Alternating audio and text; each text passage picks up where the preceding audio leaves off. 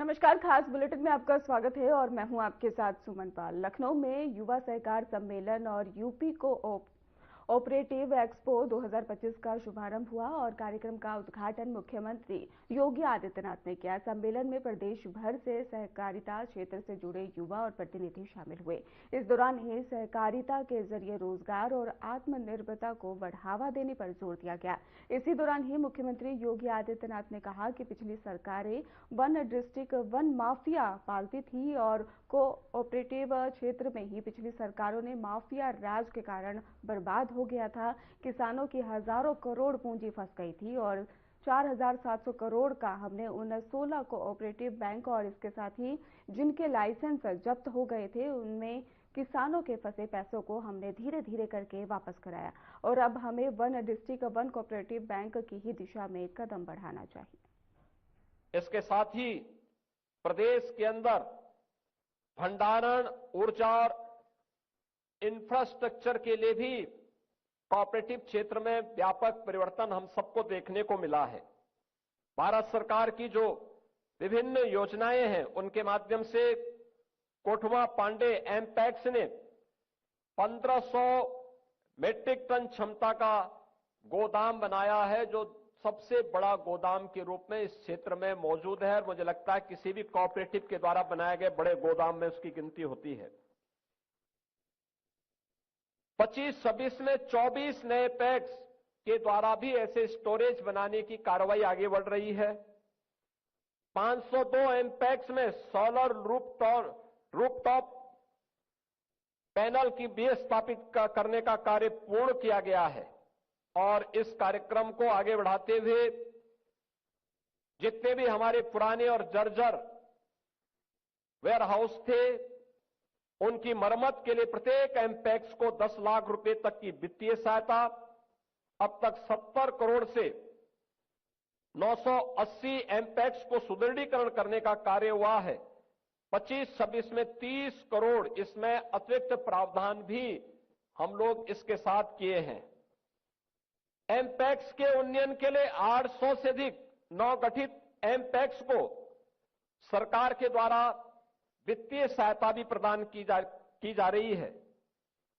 1 लाख रुपए के margin money के साथ 1 लाख रुपए की जो आधारभूत संरचना है, जैसे पीने का पानी, वहां पर शौचालय, फार्मर शेड, कंप्यूटर, रैक और अन्य जो भी वहां की आवश्यकता है इसके अनुरूप वहां पर यह कार्रवाई हम लोगों के द्वारा तेजी के साथ आगे बढ़ाने का कार्य भी इसको तेजी के साथ आगे बढ़ा। इसके साथ ही प्रदेश के अंदर भंडारण, ऊर्जा और इंफ्रास्ट्रक्चर के लिए भी लखनऊ से बड़ी अपडेट आपको बता दें, जहां पर सीएम योगी के रिवर ड्रोन सर्वे को अपनाएगा पूरा देश और गंगा, यमुना, गोमती, वरुणा और पांडु नदी का ही कायाकल्प और इसके साथ ही 150 किलोमीटर सर्वे का काम पूरा किया गया। लखनऊ, प्रयागराज, वाराणसी और कानपुर में व्यापक सर्वे। नदियों में जीरो डिस्चार्ज की बनाई जा रही है कार्य योजना। सीएम योगी के नेतृत्व में नदियों के संरक्षण का कार्य। तो बढ़िया 150 किलोमीटर सर्वे का काम पूरा किया गया है। लखनऊ, प्रयागराज, वाराणसी और कानपुर में व्यापक सर्वे और नदियों में जीरो डिस्चार्ज को लेकर भी अपडेट आई सामने। जीरो डिस्चार्ज की बनाई जा रही है कार्य योजना। लखनऊ, प्रयागराज, वाराणसी में सर्वे। आपको बता दें कि सीएम योगी के रिवर ड्रोन का सर्वे को अपनाएगा पूरा देश और गंगा, यमुना, गोमती, वरुणा और इसके साथ ही पांडु नदी का कायाकल्प होने जा रहा है।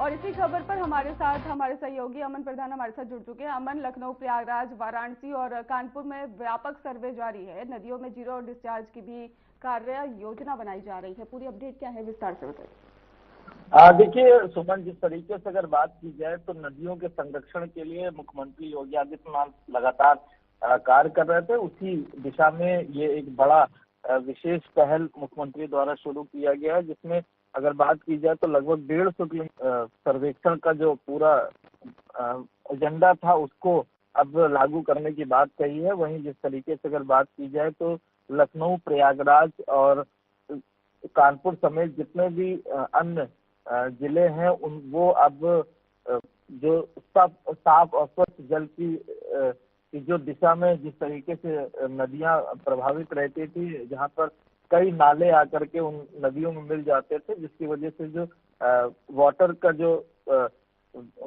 पूरी तरीके से दूषित हो जाता था, फिर उसको रिफिल्टर किया जाता था। यानी कहीं ना कहीं जो नदियों में जिस तरीके से नाले का जोड़ान हो जाता था वो एक बड़ी समस्या थी। तो उसको पूरी तरीके से आइडेंटिफाई करने के लिए मुख्यमंत्री द्वारा एक विशेष अभियान चलाया गया, जिसमें कहीं ना कहीं 150 किलोमीटर का जो हाईटेक सर्वे था वो अब पूरा हो चुका है। और जिस तरीके से अगर बात की जाए तो लखनऊ में सबसे जो प्रमुख नदी है गोमती, उसको भी जो है संजीवनी मिल गई, क्योंकि कहीं ना कहीं लखनऊ में जो सबसे जो प्रभावित जो नदी है वो गोमती मानी जा रही है, जिसमें कहीं ना कहीं बहुत ज्यादा दूषित जो चीजें हैं वो आकर के मिलती थी।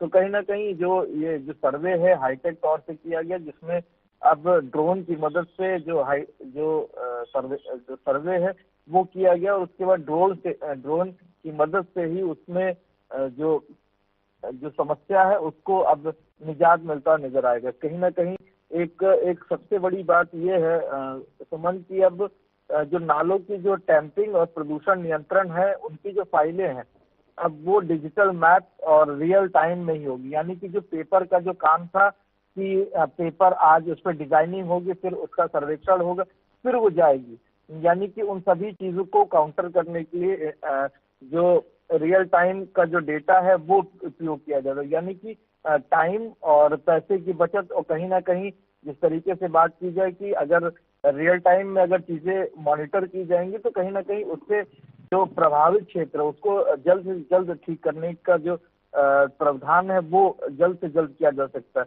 वहीं अगर कानपुर की बात की जाए तो कानपुर का जो मॉडल है वो एक सबसे बड़ा दिशा में उस पर काम किया गया है। तो कहीं ना कहीं ये नेशनल बेंचमार्क के तरीके पूरी उसको देखा जा रहा है। और कहीं ना कहीं अगर बात की जाए तो लखनऊ में लगभग 4 से अधिक जो प्रमुख नदियां हैं वो उत्तर प्रदेश में प्रवास करती हैं। उन सभी नदियों का हालांकि अभी लगातार पर्यावरण सर्वेक्षण में काम किया जा चुका है और लगातार योगी सरकार इस पर काम भी कर रही है, लेकिन कहीं ना कहीं जो नालों की जो टेम्परिंग है वो कहीं ना कहीं ज्यादा है, जिस वजह से जो नदियों का सर्वेक्षण है वो पूरी तरीके से नहीं हो पाया। लेकिन कहीं ना कहीं अब ये पूरा सर्वे पूरा हो चुका है और जिसके बाद अब जो नदियां हैं वो अब पूरी तरीके से स्वच्छ हो पाएंगी और एक स्वच्छ वातावरण का जो सपना है उत्तर प्रदेश मुख्यमंत्री का वो कहीं ना कहीं साकार होता नजर आ रहा है। सुमन,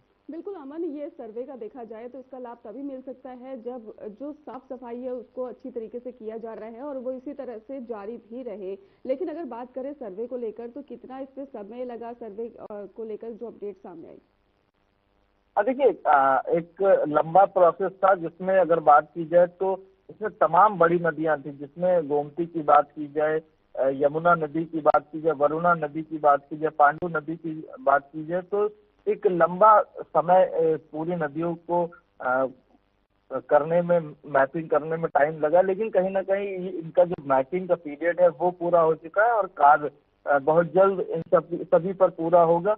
और कहीं ना कहीं जिस तरीके से अगर बात की जाए तो एक बड़ा सर्वेक्षण है, राज्य स्वच्छ गंगा मिशन के तहत ये एक सर्वेक्षण शुरू हुआ था, जिसके बाद उन सर्वेक्षण में ये स्वच्छ तौर से ये साफ किया गया था कि सभी नदियों को किस तरीके से कहाँ पर क्या समस्या आई। मुख्यमंत्री की तरफ से साफ और स्वच्छ निर्देश दिए गए थे कि जो नदियों में जितनी भी अशुद्धि है, यानी कि जितना भी कूड़ा अगर किसी तरीके से किसी द्वारा फेंका जा रहा है या नदियों में किसी तरीके की कोई जो पाइपलाइन है वो डाली जा रही है, तो सभी तरीके को मॉनिटर किया गया है। मॉनिटर करने के बाद आज जो रिपोर्ट है वो प्रस्तुत की गई है। कहीं ना कहीं एक बड़ा समय लगा है, लेकिन कहीं ना कहीं एक बड़ा फायदा भी लोगों को देखने को मिलेगा। बिल्कुल अमन, अगर बात करें कि आगे की पाबंदियों को लेकर तो उसके लिए क्या निर्देशित कुछ किया गया है कि ऐसे फिर से कचरा ना हो?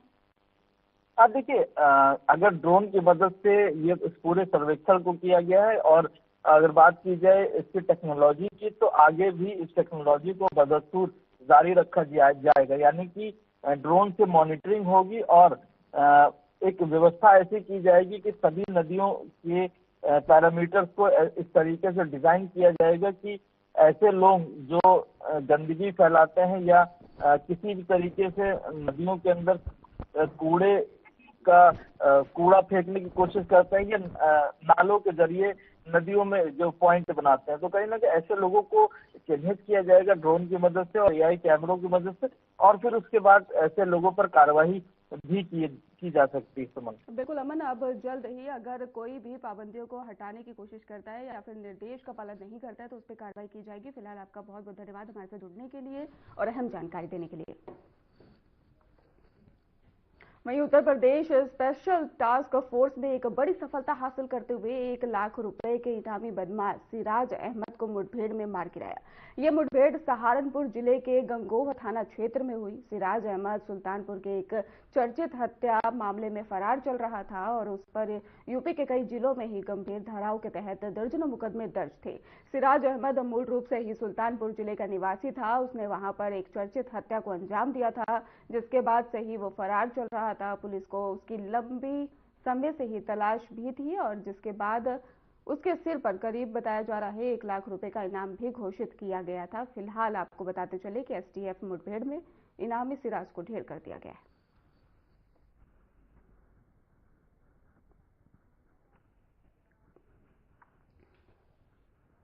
यूपी के मुख्यमंत्री CM Yogi Adityanath, deputy CM Keshav Prasad Maurya और ब्रजेश पाठक और नवनियुक्त प्रदेश बीजेपी अध्यक्ष पंकज चौधरी ने आईजीपी कार्यालय में आयोजित संगठनात्मक बैठक में हिस्सा लिया। बैठक में संगठन को मजबूत करने और आगामी रणनीति पर चर्चा हुई।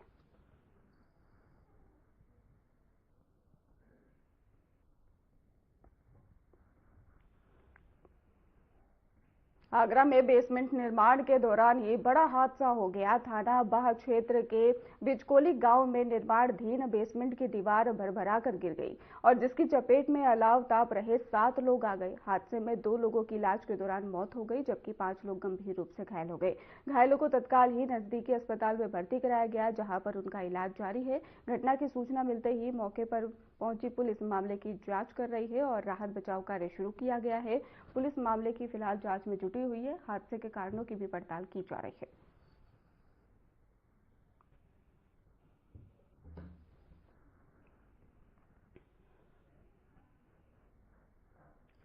सीतापुर जनपद के ही लहरपुर तहसील प्रशासन ने सरकारी जमीन पर बने अवैध निर्माण पर बुलडोजर कार्रवाई की। तहसील अभिलेखों में बंजर दर्ज करीब 1.5 करोड़ रुपए की सरकारी जमीन को कब्जा मुक्त कराया गया। जांच में सामने आया है कि शान मोहम्मद ने ही जमीन पर अवैध रूप से दुकानें बनाकर व्यवसाय शुरू किया था।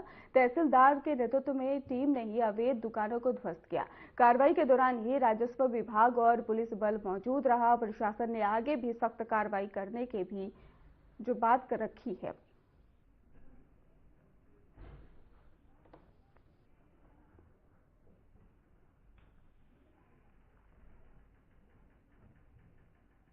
बागपत जिले में नौकरी के नाम पर ठगी करने वाले बड़े गैंग का खुलासा हुआ है। साइबर थाना पुलिस ने कार्रवाई करते हुए 2 महिलाओं समेत 7 ठगों को ही गिरफ्तार किया है। आरोपी कई वेबसाइट पर फर्जी विज्ञापन डालकर लोगों को नौकरी का झांसा देते थे। पुलिस जांच में सामने आया है कि गैंग फर्जी इंटरव्यू के नाम पर ही अब तक 645 लोगों के करोड़ों रुपए भी ठग चुके हैं। आरोपियों के बड़ौद, मुजफ्फरनगर, नोएडा और दिल्ली में फर्जी कॉल सेंटर संचालित थे, जहां से लोगों को कॉल कर ठगी की जाती थी। पुलिस ने आरोपियों के पास से ही 12 मोबाइल फोन, लैपटॉप, फर्जी सिम कार्ड समेत अन्य आपत्तिजनक सामान भी बरामद किया है। साइबर थाना पुलिस पूरे नेटवर्क की जांच में जुटी हुई है और ठगी से जुड़े अन्य लोगों की भी तलाश जारी है।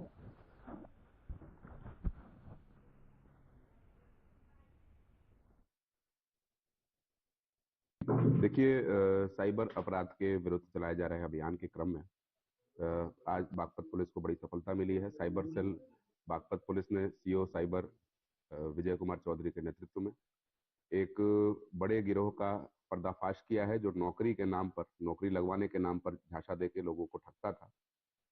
प्रतिबिंब पोर्टल जो हमारे साइबर सेल का होता है, जिसमें तमाम सारे साइबर फ्रॉड करने वाले जो जनपद के अंदर मौजूद होते हैं उनका नंबर रिफ्लेक्ट होता है। जब उसकी जांच की गई तो बड़ौत के रहने वाले कुछ लोग पाए गए और उनसे जब पकड़ के पूछताछ की गई तो पता चला कि एक बड़ा रैकेट चलाते हैं, एक कॉल सेंटर, जिसमें OLX और naukri.com जैसी वेबसाइट्स पर छद्म रूप से अपने नौकरी दिलवाने का ऐड करते हैं और उस जो वहाँ पे इनका नंबर दिया हुआ होता है उस नंबर के माध्यम से जो भोले भाले लोग नौकरी चाहते हैं वो उनको कांटेक्ट करते थे।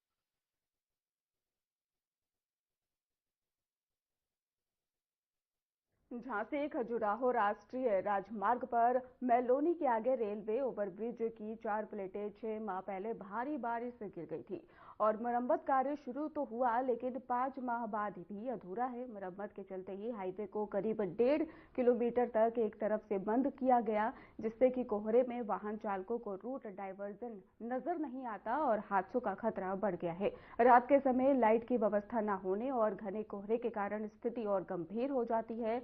हाल ही में इसी ब्रिज पर ट्रक और कार की भी भिड़ंत हो चुकी है और व्यापार मंडल और इसके साथ ही समाज सेवियों ने रेडियम पट्टी और पर्याप्त रोशनी की मांग की है और यातायात प्रभारी ने बताया है कि संबंधित कार्यदायी संस्था को रेडियम लगाने के निर्देश दिए गए हैं। हादसा होने पर कार्रवाई की जाएगी।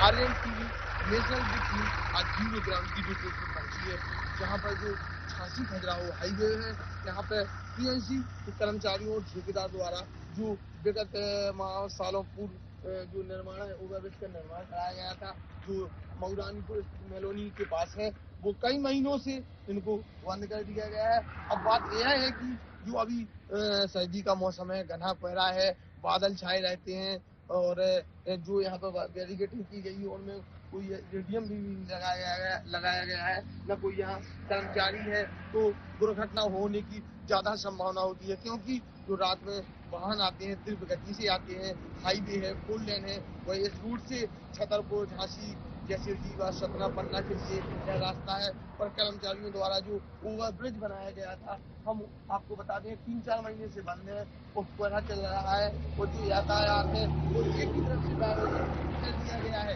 अब देखने की यह बात है कि सरकार कोई ऐसा करे कि जो रोड है, जो कर्मचारी है, उनको यहाँ पर ड्यूटी लगानी चाहिए, जिससे दुर्घटना कम हो सके। आर्यन टीवी नेशनल से गजेंद्र सिंह, झांसी। सीतापुर में सड़क सुरक्षा के तहत नो हेलमेट नो फ्यूल अभियान लागू किया गया और DF doctor Raja Ganapati R के अनुसार ये अभियान 19 दिसंबर 2025 से 17 जनवरी 2026 तक चलेगा। बिना हेलमेट दोपहिया वाहन चालकों को पेट्रोल नहीं मिलेगा और नियम उल्लंघन पर जुर्माना भी लगाया जाएगा।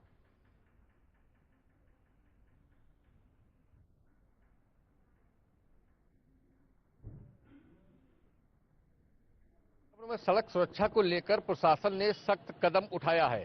परिवहन आयुक्त किंजल सिंह के निर्देश और जिलाधिकारी डॉक्टर राजा गणपत आर के आदेश पर जनपद में नो हेलमेट नो फ्यूल अभियान की शुरुआत की गई है। ARTO सर्वेश चतुर्वेदी के नेतृत्व में चलाए जा रहे इस अभियान के तहत पेट्रोल पंपों पर बिना हेलमेट दोपहिया वाहन चालकों को ईंधन नहीं दिया जा रहा है। अभियान के दौरान वाहन चालकों को हेलमेट पहनने और सड़क सुरक्षा के प्रति जागरूक भी किया जा रहा है। पहले ही दिन 53 वाहन चालकों के चालान किए गए। यह अभियान 17 जनवरी 2026 तक लगातार चलेगा। प्रशासन का साफ संदेश है, हेलमेट पहनिए और सुरक्षित रहिए।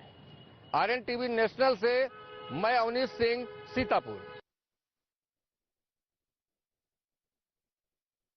कानपुर में मुख्यमंत्री की वीडियो कॉन्फ्रेंसिंग के तुरंत बाद प्रशासन और पुलिस एक्शन मोड में नजर आई। शनिवार देर रात ही जिले के सबसे चर्चित स्टंटबाजी के अड्डे गंगा बैराज पर डीएम और डीसीपी ने खुद ही मोर्चा संभालते हुए सघन चेकिंग अभियान चलाया।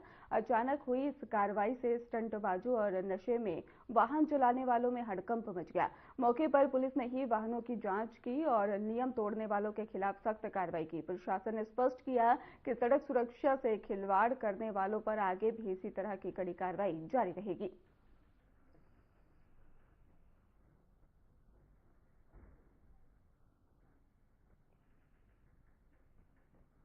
के द्वारा भी एक बैठक लखनऊ से पूरे प्रदेश के साथ में की गई थी भी शाम को, और उन्होंने निर्देश दिए हैं कि सभी अधिकारी भी सड़क पे भी उतरें और साथ में जो इन्फोर्समेंट है, अवेयरनेस है, जो इमरजेंसी हेल्थ केयर है और उसके अलावा जो इंजीनियरिंग से जो हस्तक्षेप होने चाहिए, तो उसके क्रम में कानपुर में पिछले 8-10 महीनों में काफी काम हुआ है। जो कानपुर पहले 1 नंबर पे था दुर्घटना में, वो अभी सौभाग्यवश और हम लोगों के प्रयासों से 9वें नंबर पर है दुर्घटनाओं में। फिर भी वो संख्या ज्यादा है, उसको भी और कम करना। इसी क्रम में हम लोग जो एक हमारा ब्लैक स्पॉट के रूप में अटल घाट के पास का क्षेत्र रहा है, यहाँ पे हमारे पुलिस के सभी अधिकारियों, प्रशासन के भी, परिवहन के भी, हम सब लोगों ने मिलकर यहाँ पर चेकिंग कराई है। तो ब्रेथ एनालाइजर के माध्यम से भी हम लोगों ने चेकिंग करी है ताकि लोग इस प्रकार शराब के प्रभाव में, अल्कोहल के प्रभाव में गाड़ियां वगैरह ना चलाएं। और उसके साथ में जो लोग सीट बेल्ट नहीं लगाए हैं और जो लोग हेलमेट नहीं लगाए, उनको चालान किया जा रहा है, क्योंकि उनकी जान भी इम्पोर्टेंट है और उनकी लापरवाही से किसी और की जान जाने का खतरा है, तो वो और भी अधिक इम्पोर्टेंट है।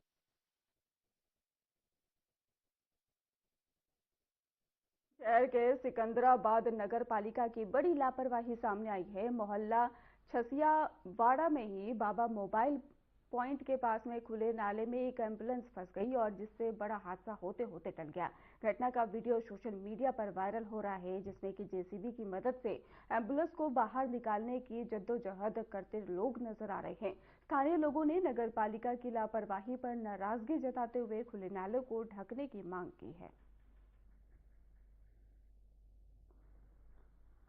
खुले नाले में एम्बुलेंस फंसी, जिसके बाद नगर पालिका की यहां पर बड़ी लापरवाही सामने आई। हादसे का वीडियो भी अब जमकर सोशल मीडिया पर वायरल हो रहा है। जेसीबी से एम्बुलेंस को, सिकंदराबाद का ये मामला है जहां पर एम्बुलेंस को जेसीबी की मदद से बाहर निकाला गया। वहीं पर नगर निगम की बड़ी लापरवाही सामने आई और आसपास के लोगों ने इकट्ठा होकर किसी तरह से एम्बुलेंस को बाहर निकलवाने में मदद की है। जेसीबी मौके पर पहुंची हुई थी, जिसके बाद आसपास के लोग भी इकट्ठा हो गए और एम्बुलेंस को बाहर निकलवाने में जेसीबी के साथ ही मदद करने में जुटे हुए नजर आए। वहीं पर नगर निगम की बात की जाए तो उनकी बड़ी लापरवाही यहां पर नजर आई और मौके पर नगर निगम का कोई भी कर्मचारी नहीं पहुंचा।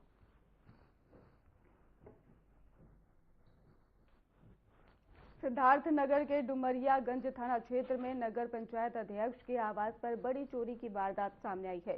चोरों ने ही सूने घर को निशाना बनाते हुए 2.5 लाख नगद और करीब 13 लाख के ही सोने चांदी के जेवरात चोरी कर लिए। और बताया गया है कि अध्यक्ष प्रतिनिधि अतीकुर रहमान परिवार के साथ ही इलाज के लिए लखनऊ गए थे और सूचना पर पुलिस मौके पर पहुंची और जांच शुरू कर दी गई। घटना के बाद ही इलाके में दहशत है और पुलिस गश्त व्यवस्था पर सवाल भी उठ रहे हैं।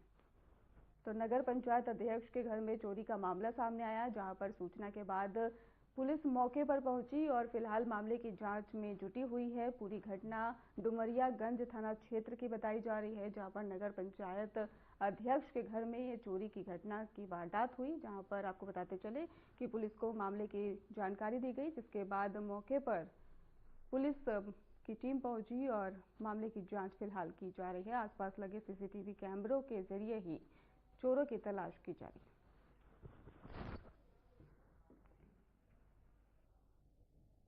फिलहाल खास बुलेटिन में बस इतना ही। आगे की खबरों